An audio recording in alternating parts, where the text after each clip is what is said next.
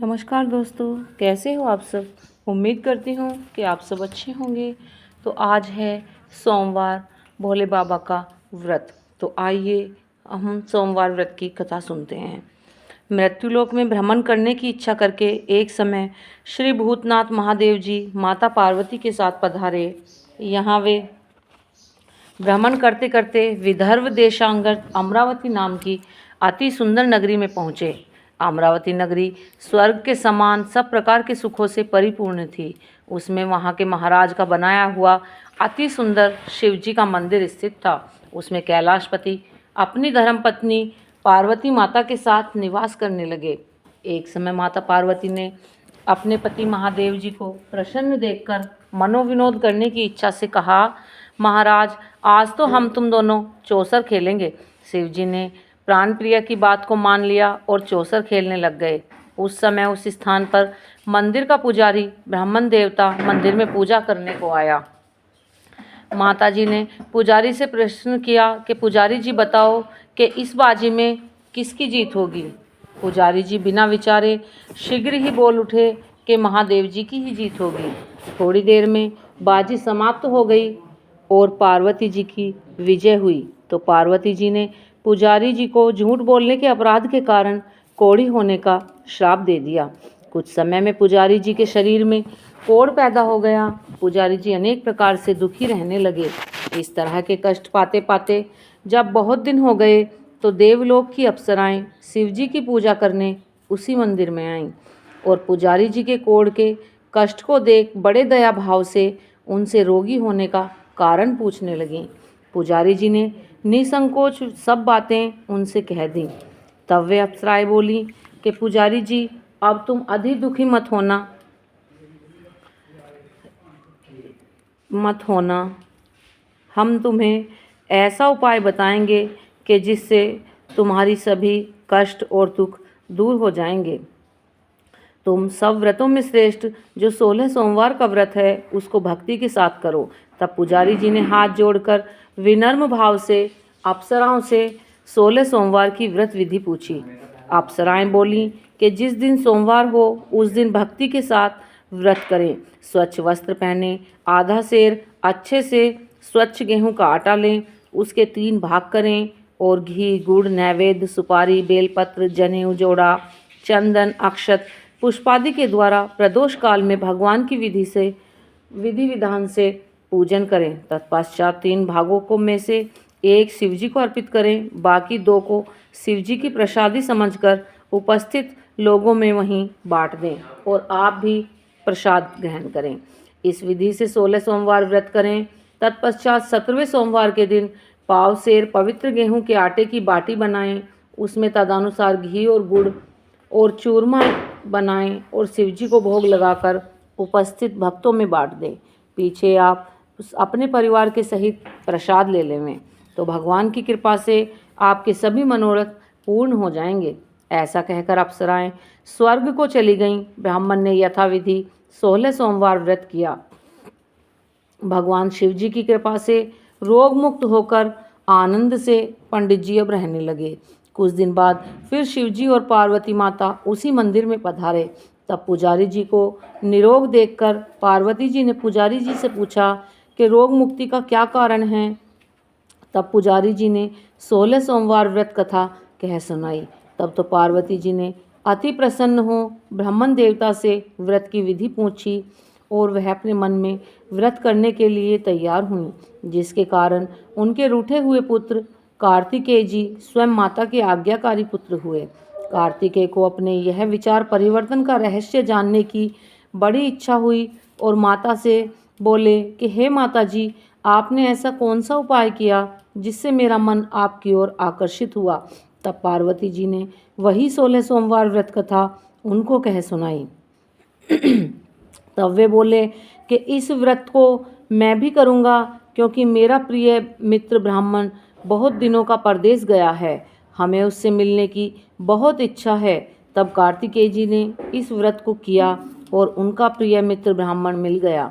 मित्र ने इस आकस्मिक मिलने का भेद कार्तिकेय जी से पूछा तो वे बोले कि हे मित्र, हमने तुम्हारे मिलने की इच्छा से 16 सोमवार का व्रत किया था। ब्राह्मण मित्र को भी अपने विवाह की बड़ी इच्छा थी। उसने कार्तिकी जी से व्रत की विधि पूछी और यथाविधि व्रत किया। व्रत के प्रभाव से जब वह किसी कार्यवश विदेश गया तो वहाँ के राजा की लड़की का स्वयंवर था। राजा ने प्रण किया कि जिस राजकुमार के गले में सब प्रकार से श्रृंगारित हथनी माला डालेगी, मैं उसी के साथ अपनी प्यारी पुत्री का विवाह कर दूंगा। शिव जी की कृपा से ब्राह्मण भी स्वयंवर देखने की इच्छा से राज्यसभा में एक ओर बैठ गया। नियत समय पर हथनी आई और उसने जयमाला उस ब्राह्मण देवता के गले में डाल दी। राजा ने अपनी प्रतिज्ञा अनुसार बड़ी धूमधाम से कन्या का विवाह उस ब्राह्मण के साथ कर दिया और ब्राह्मण को बहुत सा धन और सम्मान देकर विदा किया। ब्राह्मण सुंदर राजकन्या पाकर सुखी से अपना जीवन व्यतीत करने लगा। एक दिन राजकन्या ने अपने पति से प्रश्न किया कि हे प्राणनाथ, आपने ऐसा कौन सा भारी पुण्य किया जिसके प्रभाव से हथनी ने सब राजकुमारों को छोड़कर आपका वरण किया। तब ब्राह्मण बोला कि हे प्राण प्रिय, मैंने अपने मित्र कार्तिकेय जी के कथानुसार 16 सोमवार का व्रत किया, जिसके प्रभाव से मुझे तुम जैसी स्वरूपवान लक्ष्मी प्राप्त हुई है। व्रत की महिमा को सुनकर राजकन्या को बड़ा आश्चर्य हुआ और वह पुत्र की कामना करके व्रत करने के लिए तैयार हो गई। शिव जी की दया से उसके गर्भ से एक विद्वान पुत्र पैदा हुआ। माता पिता दोनों उस पुत्र को पाकर अति प्रसन्न हुए और उसका पालन पोषण भली प्रकार करने लगे। जब पुत्र समझदार हुआ तो एक दिन अपनी माता से प्रश्न किया कि माँ, तुमने कौन सा तप किया है जो मेरे जैसा पुत्र पाया। माँ ने अपना विचार पुत्र के सम्मुख प्रकट किया। पुत्र ने ऐसे सरल व्रत को और सब तरह से मनोरथों को पूर्ण करने वाला सुना तो वह भी इस व्रत को राज्याधिकार पाने की इच्छा से करने लगा और हर सोमवार को यथाविधि व्रत करने लगा। उसी समय एक देश के बूढ़े राजा के देवलोक जाने पर यही ब्राह्मण बालक उनकी गद्दी पर बैठाया गया और उसकी राजकुमारी से इनका विवाह कराया गया, क्योंकि दिवंगत भूप के कोई पुत्र नहीं था। राज्य का अधिकारी होकर भी वह ब्राह्मण पुत्र अपने 16 सोमवार व्रत को करता रहा। जब 17वां सोमवार आया तो ब्राह्मण पुत्र ने अपनी पत्नी से कहा कि सब पूजन सामग्री लेकर शिवालय में चलने के लिए आ जाओ, परंतु राजकन्या ने दास दासियों द्वारा सब सामग्रियां शिवालय में भिजवा दी और अपने आप नहीं गई। जब राजा ने शिवजी का पूजन समाप्त किया तब एक आकाशवाणी हुई कि हे राजा, अपनी इस रानी को राजमहल से निकाल दो, नहीं तो वह तुम्हारा सर्वनाश कर देगी। ऐसी वाणी सुनकर राजा तत्काल ही मंत्रणा गृह में आकर अपने सभासदों को बुलाकर पूछने लगा कि हे मंत्रियों, मुझे कल आकाशवाणी हुई है कि राजा तू अपनी इस रानी को निकाल दे, नहीं तो ये तेरा सर्वनाश कर देगी। मंत्री आदि सब बड़े विस्मय और दुख में डूब गए, क्योंकि जिस कन्या के कारण राज्य मिला है राजा उसी को निकालने की साजिश रचता है। यह कैसे हो सकेगा। अंत में राजा ने उसे अपने यहाँ से निकाल ही दिया। रानी भाग्य को कोसती नगर के बाहर आ गई। बिना चप्पलों के फटे हुए कपड़े पहने भूख से व्याकुल धीरे धीरे चलकर एक नगर में पहुंची। वहां एक बुढ़िया सूत काटकर बेचने को जा रही थी। रानी की ऐसी दशा देखकर वह बोली कि चल तू मेरे साथ सूत बिकवा दे, मैं बूढ़ी हूँ, भाव नहीं जानती। ऐसी बात बुढ़िया की सुन रानी ने सूत की गठरी उतार अपने सिर पर रखी। थोड़ी देर बाद ऐसी आंधी आई कि उसके सूत की पोटली उड़ गई। बेचारी बुढ़िया पछताती रह गई और रानी को अपने साथ से दूर रहने के लिए कह दिया। अब रानी एक तेली के घर गई तो तेल के सब मटके चटक गए। शिवजी के प्रकोप के कारण वह जहाँ भी जाती उसकी ऐसी ही दशा हो जाती। उसकी ऐसी दशा देख तेली ने रानी को अपने घर से निकाल दिया। इस प्रकार रानी अत्यंत दुख पाती हुई सरिता के तट पर गई। उस सरिता का समस्त जल सूख गया। तत्पश्चात रानी एक वन में गई। वहां जाकर सरोवर का नीलकमल के सदृश जल असंख्य कीड़ों से भर गए। रानी भाग्य पर दोषारोपण करते हुए उस जल को पीकर पेड़ की शीतल छाया में विश्राम करना चाह रही थी, पर वह रानी जिस पेड़ के नीचे जाती उस पेड़ के पत्ते तत्काल ही नीचे गिर जाते। अपने जंगल और सरोवर के जल की ऐसी दशा देखकर उस वन के ग्वालों को अपनी गऊओं को चारा और पानी न मिलता देख दुखी होकर वह कुछ सेवक उस रानी को पकड़कर गोसाई जी के पास जंगल में मंदिर में ले गए। ग्वाले रानी को लेकर गोसाई के पास गए। रानी की मुख कांति और शरीर की दशा देखकर गोसाई जान गए कि यह अवश्य ही विधि और गति की मारी है, कोई कुलीन अबला है। ऐसा सोच पुजारी जी ने रानी से कहा कि मैं तुमको पुत्री के समान रखूंगा, तुम मेरे आश्रम में ही रहो, यहाँ तुमको किसी प्रकार का कोई कष्ट नहीं होगा। पुजारी जी के ऐसे वचन सुन रानी को थोड़ा धीरज हुआ। वह आश्रम में रहने लगी, परंतु आश्रम में रानी जो भोजन बनाती उसमें कीड़े पड़ जाते, जल भर के लाती तो उसमें कीड़े पड़ जाते। अब तो गोसाई जी भी दुखी हुए और रानी से बोले कि हे बेटा, तेरे ऊपर कौन से देवता का कोप है जिससे तेरी ऐसी दशा है। पुजारी जी की बात सुन रानी रोने लगी और उसने अपनी सारी बात बताई कि शिव जी की पूजा को न जाने की और न उनकी कथा सुनने की। तो तब पुजारी जी शिवजी महाराज की अनेक प्रकार से विनती और स्तुति करते हुए रानी से बोले कि हे रानी, तुम सब मनोरथों को पूर्ण करने वाले 16 सोमवार का व्रत करो, उसके प्रभाव से तुम्हारे कष्टों को तुमसे मुक्त होना ही पड़ेगा। गोसाई जी की बात सुनकर रानी ने 16 सोमवार व्रत को विधिवत संपन्न किया और 17वें सोमवार के पूजन के प्रभाव से राजा के हृदय में विचार पैदा हुआ कि रानी को गए हुए बहुत समय व्यतीत हो गया है, न जाने कहाँ कहाँ भटकती होगी, उसे मुझे ढूंढना चाहिए। यह सोचकर राजा रानी की तलाश में इधर उधर चारों तरफ भटकने लगा। जब बहुत दिन हो गए भटकते भटकते, तब राजा को पता चला कि एक आश्रम में एक बाईजी रहती है। तो वह राजा स्वयं तलाश करता हुआ उन पुजारी जी के आश्रम में पहुंचा। वहां जाकर पुजारी जी से प्रार्थना करने लगा कि आपने मेरी रानी को देखा है। तब पुजारी जी बोले कि हाँ, मेरे यहाँ एक बाई रहती है। तब इतनी बात सुनकर रानी ने बाहर देखा तो राजा बैठे हुए थे। तब राजा बोला कि यही मेरी रानी है और पुजारी जी से प्रार्थना करने लगा कि हे महाराज, आपके यहाँ जो बाई है आपके आश्रम में रहती है वह मेरी पत्नी है। मेरी शिवजी की पूजा के कारण इसने मेरा साथ नहीं दिया, उसकी वजह से शिवजी महाराज का इस पर कोप हो गया था और इसको राजपाट छोड़कर यहाँ आना पड़ा। अब उनका क्रोध शांत हो गया है, इसलिए मैं इसे लेने आया हूँ। आप इसे मेरे साथ चलने की आज्ञा दें। गोसाई जी की आज्ञा पाकर रानी राजा के साथ महल में आई। घर घर में मंगल गान होने लगा। पंडितों ने विधि वेद मंत्रों का उच्चारण करके अपनी राजरानी का आवाहन किया। रानी ने पुनः अपनी राजधानी में प्रवेश किया। महाराज ने अनेक तरह के से ब्राह्मणों को दान आदि देकर संतुष्ट किया।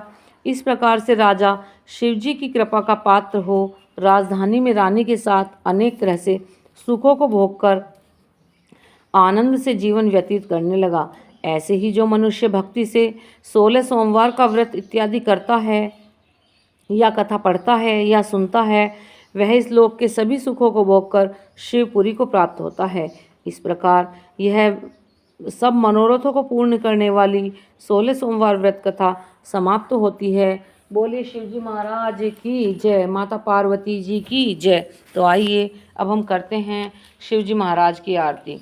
ओम जय शिव ओमकारा, स्वामी हरि शिव ओमकारा, ब्रह्मा विष्णु सदा शिव, ब्रह्मा विष्णु सदा शिव, अर्धांगी धारा। ओम जय शिव ओमकारा, एकानन चतुरानन पंचानन राजे, स्वामी पंचानन राजे, हंसानन गरुड़ासन वृषवाहन साजे।